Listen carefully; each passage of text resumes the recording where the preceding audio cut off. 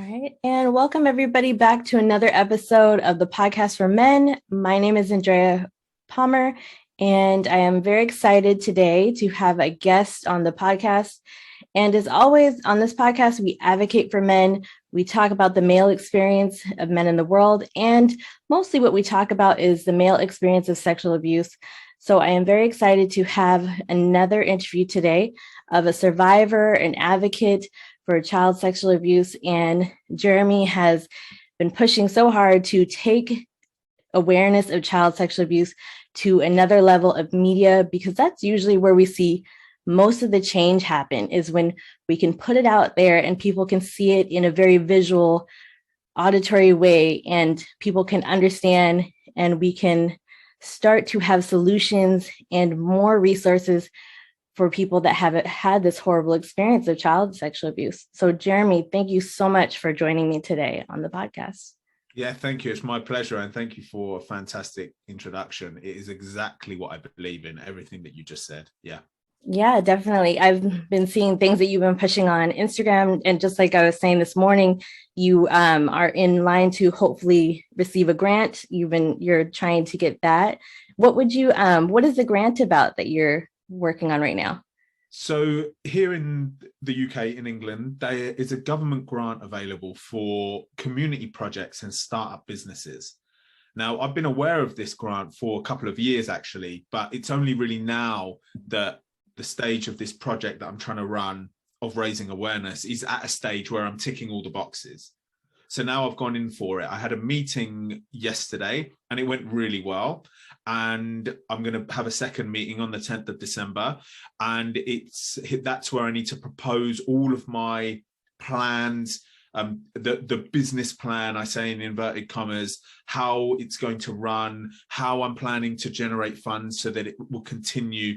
And then they will hopefully support me financially for a period of time until I get to that stage.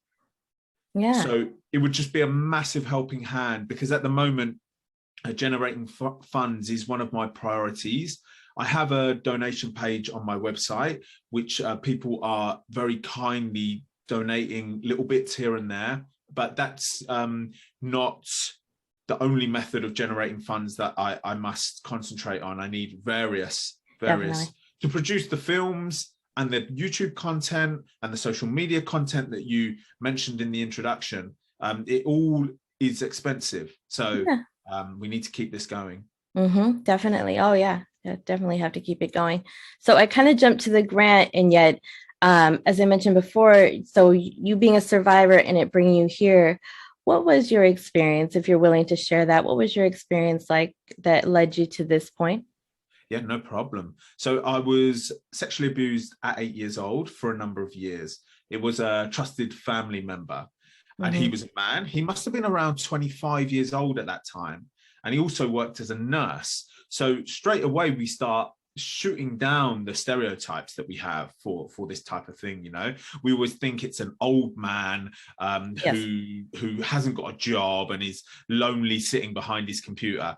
It's not the case. In fact, I think if we knew the true statistics, I reckon that's hardly ever the case. I think we could, maybe we could even say that. Yes, I would agree with that. So straight away, my story is, I want to use my story to break down the stereotypes. And the abuse lasted 2 years. And when it finished, when I was 10 years old, I returned back to the child that I was before.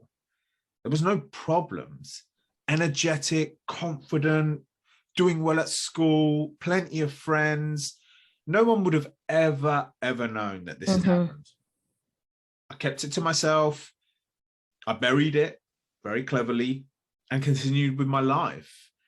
And I think the majority of the stories are about people facing terrible aftermaths of these types of experiences as they grow up into a young adult. That must be the most common story, right? Addictions, social problems, changing of personality, not getting on at school, all of those Anger, things. distracted from school. Yes. Yeah. Yeah. Yeah. Yeah. So I think, as you're saying, it's interesting to point out, because I'm sure that that's not always what it is for every survivor. That experience is, like you said, once it ended, you went about your childhood, you buried in this certain way and continued on. Nobody would suspect. And I think it's always great to kind of see these different perspectives of how it might have been for you and different people, because then we create more awareness that it's not always, doesn't just look this way. And as you said, the abuser too isn't some creepy looking old man. We always had that look too for a stranger. When we'd see the commercials of don't talk to strangers, it was always this odd looking person. However, that's not the case. They're usually generally very well to do, well put together. As you said, the age is not what we would suspect at all too. And there is a large research too of child, and that person was not a child, that's 25. However, there's still a lot in that range of child on child abuse. Yeah. So it's not always adults. Yeah. And I think these are the parts of the subject that I'm particularly interested in talking about. And I think they're just so important. Mm-hmm. Because let's take the fact that I return back to the child that I was before as the example, just to communicate that with people, that children are burying it. They're burying it so cleverly. It's not affecting them in the stereotypical ways all the time. For parents to hear that is a good thing, because it just makes them understand that this can happen to anybody, and they need to talk with their children. They need open conversations with their children. It reminds the education system that we need open conversations with these children, because it could be the person who you never suspect. Yes, definitely. Yeah. And so speaking on no, I mean, I was thinking, speaking on that too, you're saying after the fact, the parents being aware, teachers being aware and everything, what do you think kids need the most after, if there was a child that came forward and said, hey, this has happened to me, that maybe from your perspective, that you feel that we are lacking in that area, that we're not doing enough for kids? What do you think they need? I think we're not reminding children enough that they can tell us anything. Mm-hmm. Yeah. And they won't get in trouble, whether that be in the home or the school.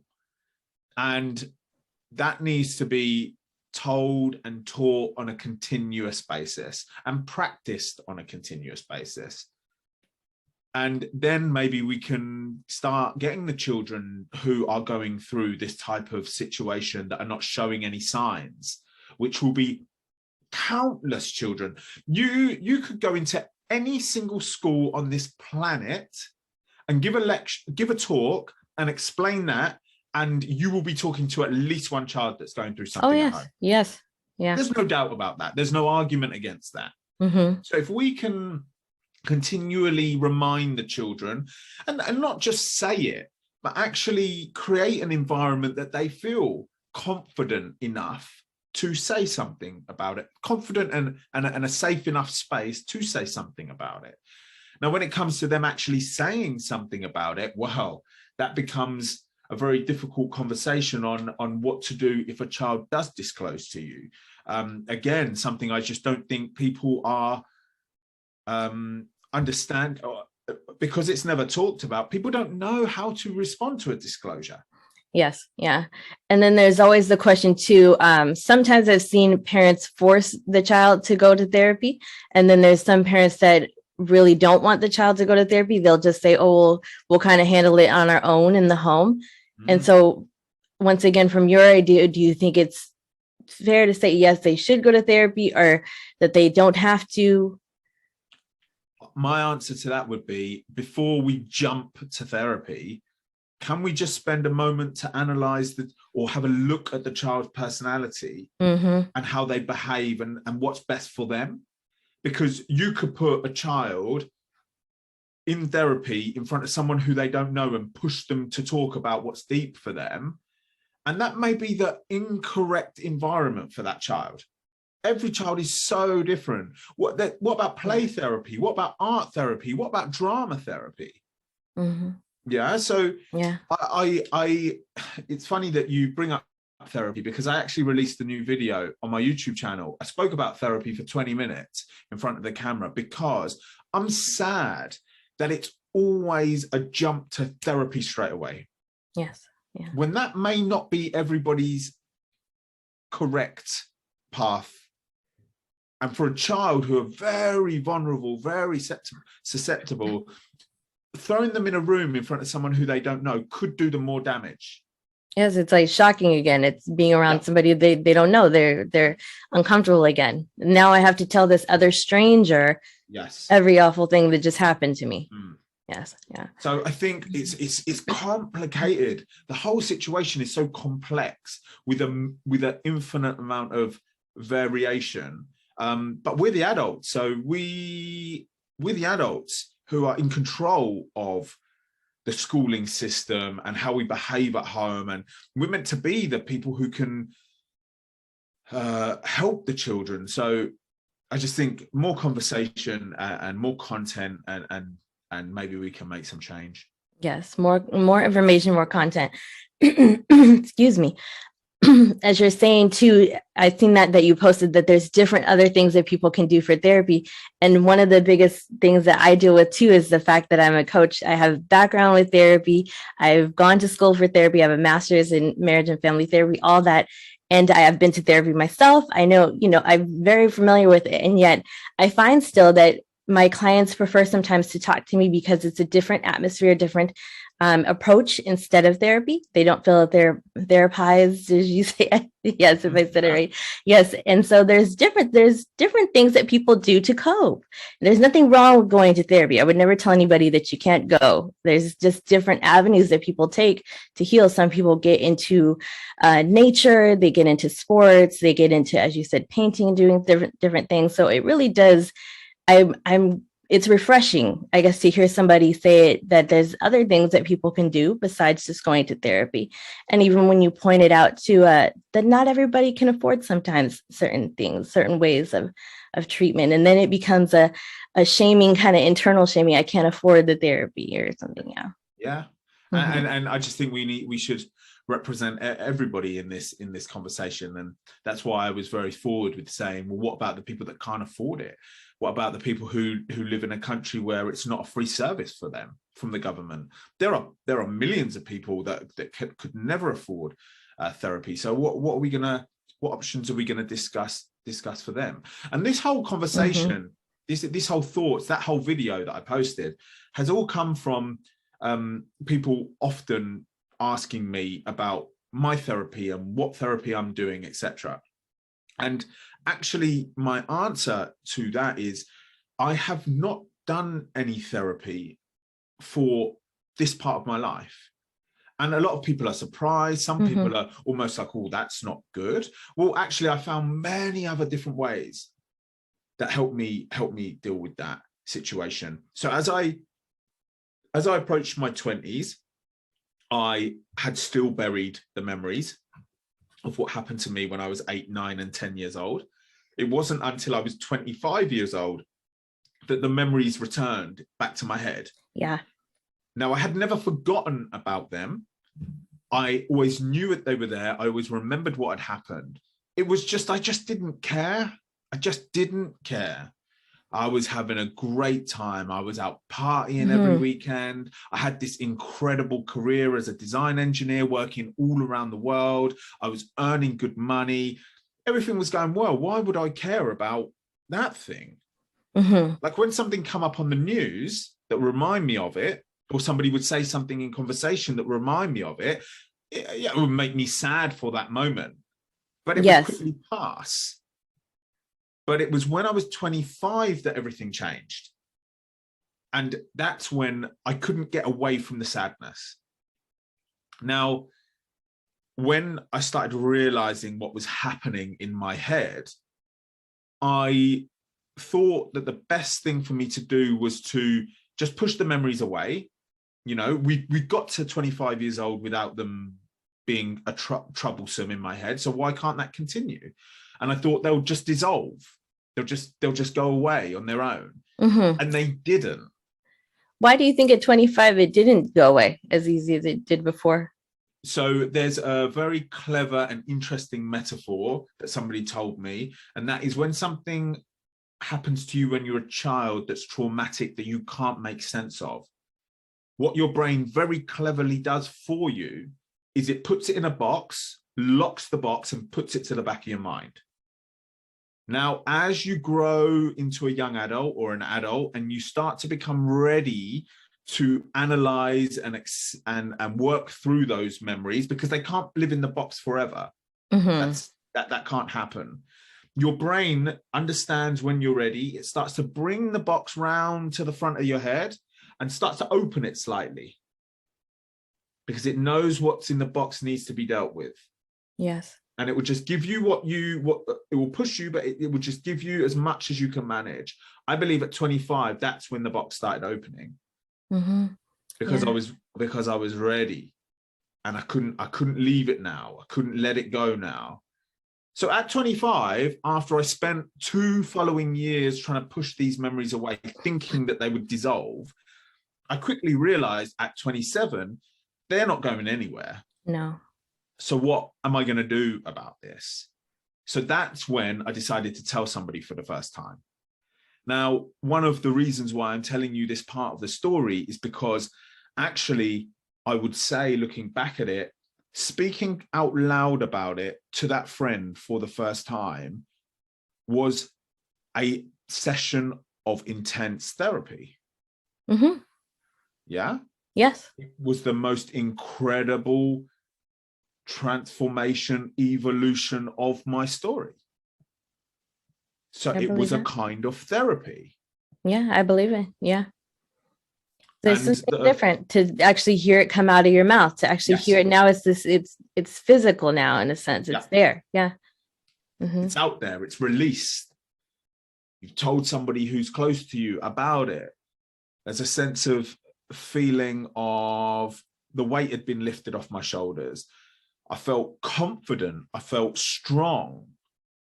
So, there's so many variations on how to deal with horrific memories, how to deal with unfair things that happened in your past. There's a range of techniques out there. Yeah. And that's why I'm an advocate, I'm going to say now, that we talk about all of them. And speaking out was one of them. But I'm very, very, very careful I'm not giving anybody advice to speak out. My advice is do what's good for you. Make sure it's good for you. And do push yourself a little. Don't take one step too far. If speaking out is something that you're thinking about, then pursue it. But my advice isn't like everybody should speak out. That would be incorrect of me to say that. Yes, I agree with you on that point too. And I still feel that at some point it is important, as you said, to even maybe tell somebody that you feel the safest with. If it's not a therapist, if it's somebody, a very confident person that you could tell somebody, a close friend. And at the same time, no, you don't have to. You don't have to tell anybody. It's yours. It's your personal business. And there is a certain level of release, though, when you're able to let somebody know. And you can still go on and take care of yourself however you feel like is important to you and that you need to. You don't have to go hire a coach. You don't have to go hire a therapist. You don't have to.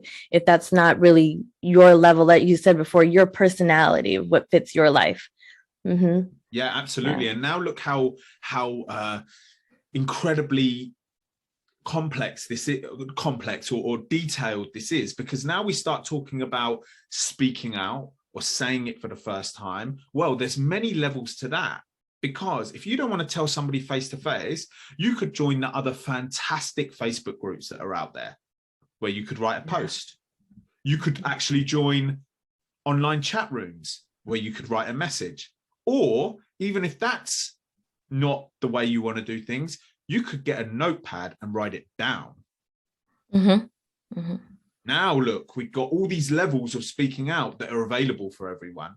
It hasn't always got to be. You've got to sit opposite someone, a friend or family member or therapist, and speak out for the first time. You've now got various levels of that even. Yes, and that shows definitely. how massive this conversation is. Yes, definitely. There's just so many levels to things. I really appreciate how much light you're bringing to this. That there's so many levels of ways to take care of yourself and do different things. Yeah, Yeah. it's absolutely What is one of the main ways that you do take care of yourself on days and whenever? What is something that you like to do? I'm going to speak about two things. First is I make sure in my routines there's a little bit of exercise. And when I say exercise, I don't mean crazy training, maximum heart rate. I mean a 10-minute walk. Yes. Yeah. I mean, maybe lifting some weights. I mean, maybe playing a sport. I mean, maybe, again, just going for a walk. And I make sure that's in my routine. And you know, sometimes I don't want to do it. But I understand that once I've actually started doing it and once I've finished, there's no doubt I'm going to feel better or feel just uplifted with the rest of my day. Because naturally, when you go for a walk or you play a sport or you go to the gym, if that's your thing, whatever your thing is, maybe you're a yoga person, maybe you're whatever your thing is, naturally, we live in a human body that will respond to that activity with endorphins and stability of your emotions. So that is something I want to push a bit further. I want to explain that one of the things that I do is a little bit of exercise, even if it's once a week. Yeah, it's so incredible for your mental health. We know this.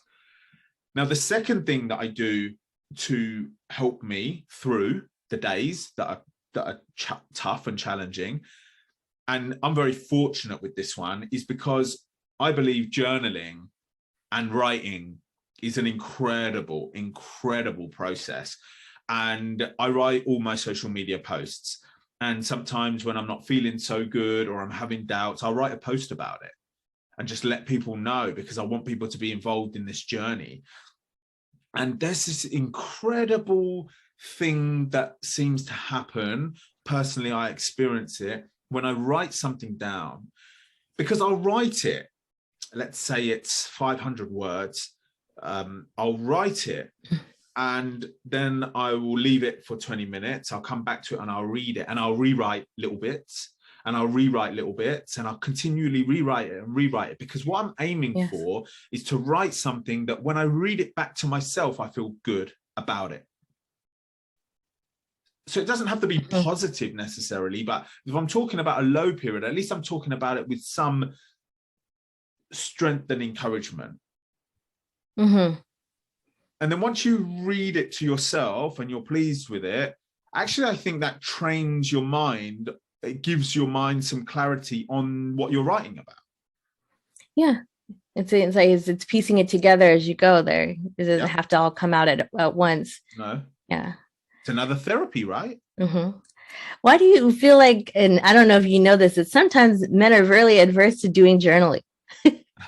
You do not want to do the journaling. Not that I always push that, but I used to find that before when I worked out in therapy, that to tell a man do a journal, they go, back in school. That's an interesting point, actually. I can only think, before I had experienced the benefits of it, I think I would have had that reaction. Because it's like, oh, it's such a long process, or, oh my God, it's so much time, so much. But yeah, I'm not talking about pages. I'm talking about 10 lines. Yeah. And maybe you don't write 10 lines. In fact, I'd say don't write the full 10 lines. Write 2. And then the next day or the next week, whatever you want, write another 2 and rewrite the first 2. And then as the weeks come on, you just start building this little journal or page of writing, you know? Yes. I just think it's super powerful. So they're my 2 things.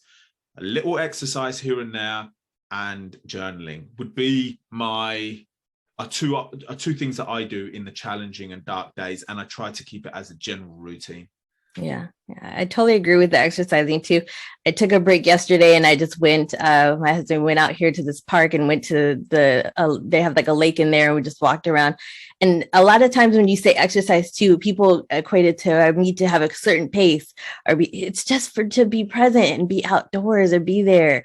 Don't connect it to having to lose weight either or something like that. Just be out there, go for a walk. Yeah. Yeah. Yeah. And kind of bringing it back to what we were talking about originally, though, what you are doing, the advocacy level that you are pushing this to is a media level. And I've always said too, and I think this is important, which is partly why I started the podcast, because more information, I can do my posts and everything too, but there's something different when we have these outlets of seeing it as a visual, of seeing it in a movie, seeing it in TV shows, hearing it on the radio. It becomes more real to people, and then they start to consider it and become more empathetic in a way, not sympathetic, but more empathetic to see themselves and see these are real situations. These are not just very, rare occurrences that child abuse happens. So for you pushing it so much in the media, what keeps you going to push it so much for media? My goal is to get this topic on people's table who have never really thought about it before. Yes. Yeah. One of my goals, one of my missions, my main audience is outside of the survivor community. That's who my target audience are. That we have plenty of content within the survivor communities, and that's fantastic.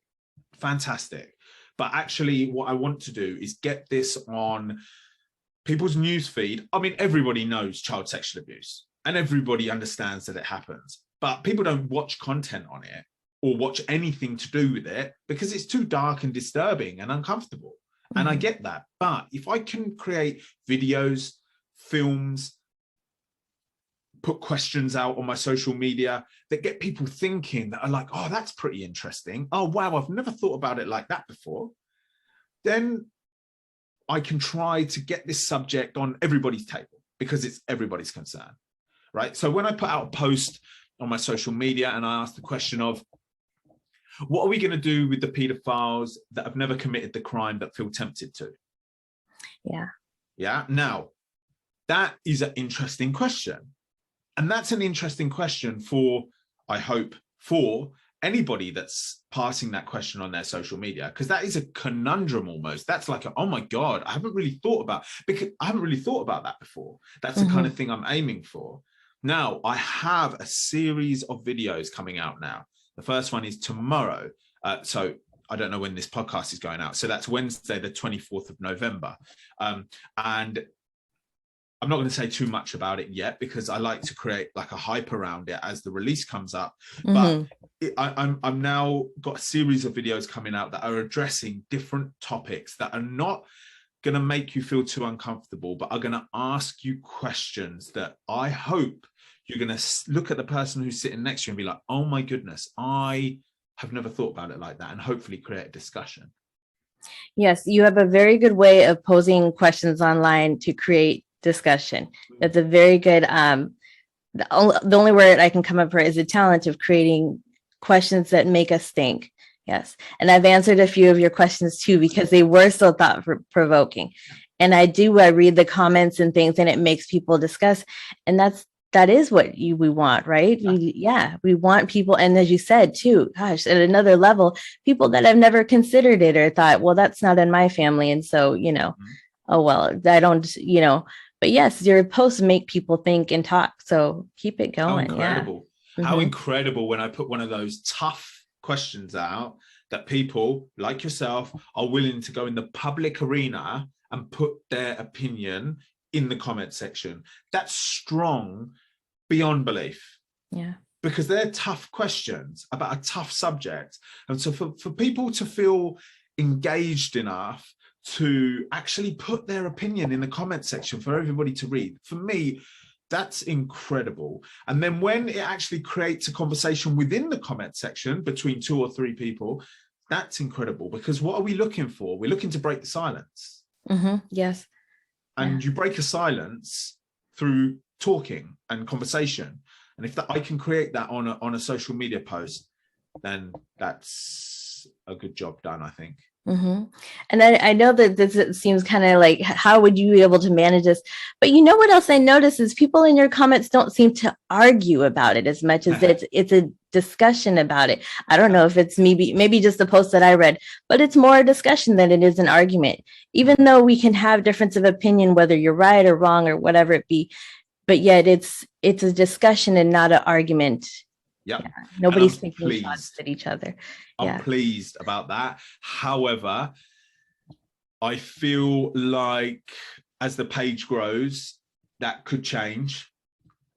Because at the moment, everybody that's following me, it's not a huge following by any means, but everybody that's following me kind of sings from the same hymn sheet. But as the thing grows, possibly there'll be controversial conversations coming, and that's going to be interesting to see how that goes. I hope it will never get to a stage where it becomes nasty. And I hope also that I'm always putting the question out there. I'm trying my hardest to write it in a way that's open and unbiased. And for now, the discussions are fantastic, like you mentioned. Absolutely fantastic. Yeah, and even if it happens, a little controversy is always there too. Yeah. A little argument. We'll be able to manage. Yes. Thank you, Jeremy, so much for joining. And I just want to ask you my last podcast question here. What does it mean to be a man?